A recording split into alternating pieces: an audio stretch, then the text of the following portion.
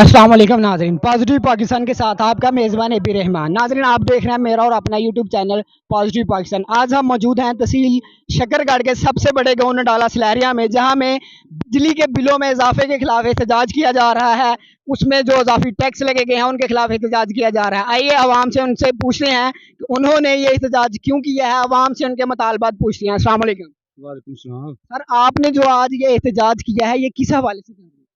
पहले नंबर ते जी ये एहतजाज बिजली महंगी होने के खिलाफ, और दूसरा एहतजाज तसीह बिल लाने के खिलाफ, और तीसरा टैक्स जेडे बेफजूल साडे बिलों ते ला के आ रहे ने, और चौथा एहतजाज साडा एक 150 यूनिट वाली रीडिंग 200 ਦੇ ਵਿੱਚ ਬਦਲ ਕੇ ਉਹ ਕੀਤੀ ਜਾ ਰਹੀ ਹੈ। ਸਾਡੇ ਨਾਲ ਬਹੁਤ ਵੱਡਾ ਜ਼ੁਲਮ ਕੀਤਾ ਜਾ ਰਿਹਾ ਵਾਪਰਾ ਦਾ, ਔਰ ਬਿੱਲ ਸਾਨੂੰ ਤਕਰੀਬਨ ਦੇ ਵਿੱਚ ਕਿਸੇ ਨੂੰ 15,000 12,000 ਤੋਂ ਥੱਲੇ ਬਿੱਲ ਨਹੀਂ ਆ ਰਿਹਾ, ਔਰ ਅਸੀਂ ਇਹ ਬਿਜਲੀ ਮਹਿੰਗੀ ਹੋਣ ਦੇ ਖਿਲਾਫ ਇਤਜਾਜ ਕਰ ਰਹੇ ਹਾਂ।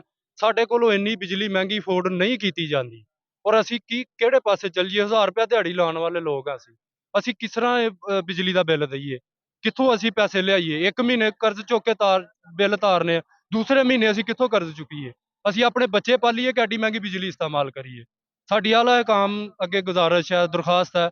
ਕੁਛ ਐਸਡੀਓ ਸਾਹਿਬ ਆਏ ਨੇ ਸਾਡੇ ਨਾਲ, ਉਹ ਕਹਿੰਦੇ ਨੇ ਜੀ ਤੁਸੀਂ ਬਿੱਲ ਕੱਟ ਦਿੰਦੇ ਆ ਜੀ, ਫਲਾਨ ਕਰ ਦਿੰਦੇ ਆ ਜੀ। ਇਹਦੇ ਨਾਲ ਸਾਡੀ ਸਿਹਤ ਤੇ ਕੀ ਅਸਰ ਹੋਣ ਡਿਆ ਦਾ? ਉਹ ਕੱਟ ਕੇ ਵੀ ਸਾਨੂੰ ਕੱਟ ਕੇ ਅਗਲੇ ਮਹੀਨੇ ਫੇਰ ਲਾ ਦਿੰਦੇ ਨੇ।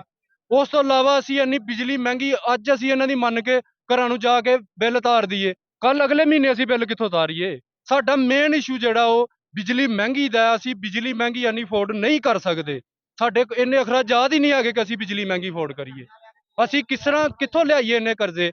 ਜਿਹੜੇ ਲੋਕ ਕਰੋੜਾਪਤੀ ਨੇ ਉਹ ਆਪਣੇ ਮਾਮਲਾ ਸਿੱਧੇ ਕਰਕੇ ਆਪਾਂ ਆਪਣੇ ਪਾਸੇ ਚੱਲ ਗਏ ਨੇ। ਇਹ ਗਰੀਬ ਆਮ ਜਿਹੜੀ ਜ਼ਲੀਲੋ ਖਵਾਰ ਹੋਣ ਦੀ, ਇਹਨਾਂ ਦਾ ਕੌਣ ਵਾਲੀ ਵਾਰਸ ਹੈਗਾ? ਕੌਣ ਇਹਨਾਂ ਨੂੰ ਪੁੱਛਣ ਵਾਲਾ ਹੈਗਾ? ਤੇ ਲਿਹਾਜ਼ਾ ਸਾਡੀ ਅਪੀਲ ਹੈ ਹਰ ਉਸ ਆਲਾ ਅਫਸਰ ਅੱਗੇ ਕਿ ਤੁਹਾਡੀ ਮਿਹਰਬਾਨੀ ਹੈ, ਰਿਕੁਐਸਟ ਹੈ ਤੁਹਾਡੇ ਅੱਗੇ ਕਿ ਇਸ ਗਰੀਬ ਆਵਾਮ ਦਾ ਕੁਛ ਸੋਚੋ, ਕੋ ਖੁਦਾ ਦਾ ਖੌਫ ਕਰੋ। ਆਖਰ ਤੁਸਾਂ ਵੀ ਮਰਨਾ ਹੈ, ਤੁਹਾਡਾ ਵੀ ਹਿਸਾਬ ਹੋਣਾ ਹੈ। ਅਗਲੇ ਜਹਾਨ ਜਾ ਕੇ ਤੁਹਾਡੇ ਗਲਾਂ ਦੇ ਵਿੱਚ ਅਸੀਂ ਫੰਦੇ ਪਾਣੇ ਨੇ ਇਨਸ਼ਾਅੱਲਾ ਤਾਲਾ। ਅਗਰ ਇੱਥੇ ਸਾਡੇ ਹਕੂਕ ਪੂਰੇ ਨਾ ਕੀਤੇ ਗਏ, अगले जहान जाके ਤੁਹਾਡੇ ਗਲਾਂ 'ਚ ਅਸੀਂ ਫੰਦੇ ਪਾਵਾਂਗੇ इंशाल्लाह ताला। एसडीओ साहब आए हुए हैं, वो कह रहे हैं कि जो तसीह बिल है वो हम कम कर देंगे, लेकिन असल इशू ये है कि इसके ऊपर जो टैक्स लगा हुआ, इजाफी टैक्स, फर्दर टैक्स, नीलम जेलम सरचार्ज बंद हो चुका है, उसके मद में भी टैक्स लग रहा है, उसके बाद रेडियो का टैक्स ऐड कर दिया है। इसके मतलब ये कौन काम करे? ਇਹੋ ਹੀ ਤੇ ਮੁਤਾਲਬਾ ਸਾਡਾ। 12,000 ਰੁਪਇਆ ਟੈਕਸ ਹੈਗਾ, ਇੱਕ ਬੰਦੇ ਦਾ ਬਿੱਲ ਹੈਗਾ ਜੀ 32,000 ਰੁਪਇਆ, 12,000 ਰੁਪਇਆ ਨੂੰ ਟੈਕਸ ਹੈਗਾ। ਉਹ 12,000 ਰੁਪਇਆ ਟੈਕਸ ਸਾਡੇ ਤੇ ਕਿਸ ਮਾਮਲੇ ਦਾ ਟੈਕਸ ਹੈਗਾ ਸਾਡੇ ਤੇ? ਅਗਰ ਟੈਕਸ ਸਾਡੇ ਕੋਲ ਲੈਂਦੇ, ਸਾਨੂੰ ਬੁਨਿਆਦੀ ਹਕੂਕ ਦਿਓ, ਸਾਡੇ ਮਾਮਲੇ ਸਿੱਧੇ ਕਰੋ। ਇੰਨੀ ਮਹਿੰਗੀ ਬਿਜਲੀ ਕੀਤੀ ਆ, ਉਤੋਂ ਇੰਨੇ ਟੈਕਸ ਲਾ ਰਹੇ ਨੇ। 45 ਰੁਪਏ ਸਾਨੂੰ ਯੂਨਿਟ ਪਹੁੰਚਦਾ ਪਿਆ, ਜਦਕਿ 27 ਰੁਪਏ ਯੂਨਿਟ ਸਾਨੂੰ ਦੇ ਰਹੇ ਨੇ। 45 नहीं सर, 53 53 ਰੁਪਏ ਯੂਨਿਟ ਸਾਨੂੰ ਦੇ ਰਹੇ ਨੇ। ਅਸੀਂ ਕਿਸ ਤਰ੍ਹਾਂ ਇਹ ਮਾਮਲੇ ਅਫੋਰਡ ਕਰੀਏ? ਸਾਨੂੰ ਕੁਝ ਸਮਝਾਏ, ਦੱਸੇ ਕੋ ਆ ਕੇ ਸਾਨੂੰ ਸਾਡੇ ਮਾਮਲੇ ਦਰੁਸਤ ਕਰੇ। ਅਸੀਂ ਉਨੀ ਦੇਰ ਤੱਕ ਤਜਾਜ ਨੂੰ ਨਹੀਂ ਰੋਕਣਾ। ਕੱਲ ਇਨਸ਼ਾਅੱਲਾ ਤਾਲਾ ਸਾਡੇ ਨਾਲ 10 ਤੋਂ 15 ਪਿੰਡ ਵਾਲੇ, ਲਾਗੇ ਲਾਗੇ ਪਿੰਡਾਂ ਵਾਲੇ ਸਾਡੇ ਨਾਲ ਤਾਵਨ ਕਰ ਰਹੇ ਨੇ। ਉਹ ਕਹਿ ਰਹੇ ਨੇ ਕਿ ਅਸੀਂ ਇਨਸ਼ਾਅੱਲਾ ਤੁਹਾਡੇ ਨਾਲ ਇਸ ਤਜਾਜ 'ਚ ਪੂਰਾ ਹਿੱਸਾ ਲਾਂਗੇ, ਔਰ ਅਸੀਂ ਇਸ ਇਤਜਾਜ ਨੂੰ ਨਹੀਂ ਰੋਕਣਾ ਜਿੰਨੀ ਦੇਰ ਤੱਕ ਸਾਡੇ ਬੁਨਿਆਦੀ ਹਕੂਕ ਔਰ ਬਿਜਲੀ ਦੀ ਮਹਿੰਗਾਈ ਦਾ। ਅਸੀਂ ਬਿਜਲੀ ਦਾ ਬਿੱਲ ਦਿੰਦੇ ਹਾਂ, ਘਿਓ ਚੀਨੀ ਸਾਡੇ ਘਰਾਂ 'ਚੋਂ ਮੁੱਕਾ ਹੁੰਦਾ। ਅਸੀਂ ਘਿਓ ਚੀਨੀ ਲਿਆਉਂਦੇ ਹਾਂ, ਸਾਡੇ ਬੱਚਿਆਂ ਦਾ ਦੁੱਧ ਮੁੱਕਾ ਹੁੰਦਾ। ਸਾਡੇ ਬੱਚੇ ਦੇਖੋ, ਇਹਨਾਂ ਦੀਆਂ ਬੂਥੀਆਂ ਨਿਕਲੀ ਦੀਆਂ ਨੇ ਉਹਨਾਂ ਦੀਆਂ। ਇਹ ਜਿਹੜੇ ਕਾਰਾਂ ਵਾਲੇ ਵੱਡੇ ਲੋਕ ਨੇ, ਇਹਨਾਂ ਦੇ ਬੱਚੇ ਦੇਖੋ, ਸਾਡੇ ਬੱਚੇ ਦੇਖੋ। ਅਸੀਂ ਬੱਚੇ ਖੇ ਪੜਾਉਣੇ ਨੇ, ਸਾਡੇ ਬੱਚੇ ਕੀ ਪੜ ਸਕਦੇ ਨੇ? ਅਸੀਂ ਨਾ ਕਾਰੋਬਾਰ ਹੈ, ਨਾ ਬਾਹਰ ਕਾਰੋਬਾਰ ਹੈ, ਨਾ ਕੋਈ ਪਿੰਡਾਂ 'ਚ ਕਾਰੋਬਾਰ ਹੈ। ਅਸੀਂ ਕਿਹੜੇ ਪਾਸੇ ਚੱਲ ਜਾਈਏ?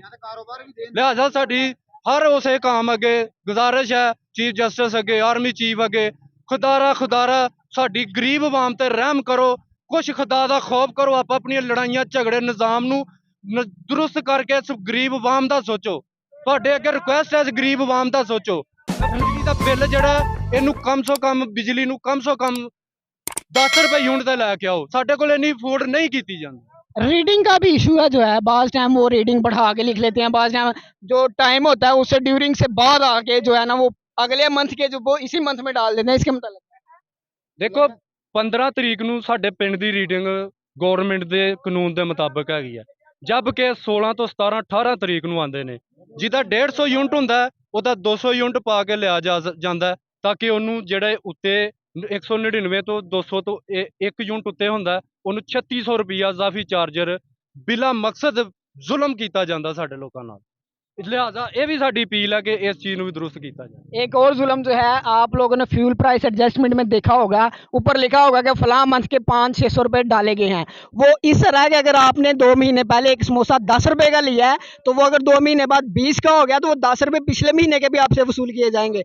इसी तहत ये फ्यूल प्राइस एडजस्टमेंट आपने जो दी है, इसके ऊपर भी मजीद टैक्स लग के आता है। यानी कि जो आप फ्यूल प्राइस एडजस्टमेंट के एड में जो पैसे देते हैं, उसके ऊपर भी टैक्स लगता है, मजीद टैक्स, फर्दर टैक्स, पता नहीं कौन कौन से टैक्स हैं। तो हमारी हुकूमत बाला से, हुकूमत से और तमाम जो अब आपदा कहलकर उनसे गुजारिश है कि हम नहीं कहते कि हम टैक्स पे नहीं करते, हम जानते हैं कि स्टेट को चलाने के लिए टैक्स बहुत ज़रूरी है, लेकिन जो टैक्स बनता है वो टैक्स हमसे वसूल किया जाए, हमारे साथ जुल्म ना किया जाए कि हम के ऊपर इतने ज़्यादा टैक्स अदा किए जाएं।